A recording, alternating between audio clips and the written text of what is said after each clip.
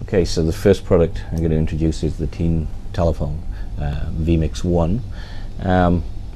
The product came about through ethnographic research of teens and looking at the things that they like and desire and aspire to.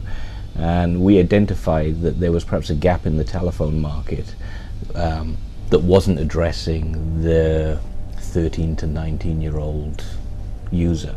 And even though they don't have that much spending power, they have a lot of influence over the purchase.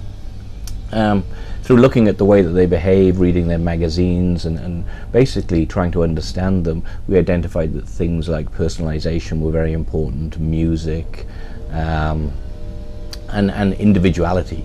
So we basically created a product that addressed all of those issues. In terms of technology, inside the telephone, you can download your own music, your own ringtone. So if you choose to have Britney Spears or Michael Jackson or somebody like that, then you can basically plug it in, and the telephone will then, when it rings, play that music. We also did things like put customizable faceplates on the product, so that it would allow you to mix and match depending on your mood or your sort of cultural reference points, and essentially it could fit with your bedroom and your lifestyle. Something else we did was looked a lot at music and music products. So with the answer machine, it essentially, to go forward, it's a twist, and backwards it's another twist, but it mimics things like DJ mixing decks. There's a very good quality speakerphone in the product, and it also has a rubberized grip on the back, so it's playing on things like Nike shoes and sort of fashion items.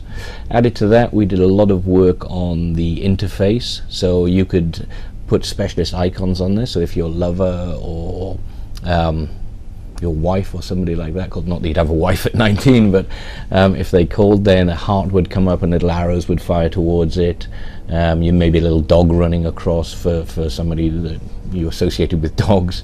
And we also put a magnifier on the plastic lens itself, and then distorted the LCD underneath. So again, looking at fashion items like watches and things like that.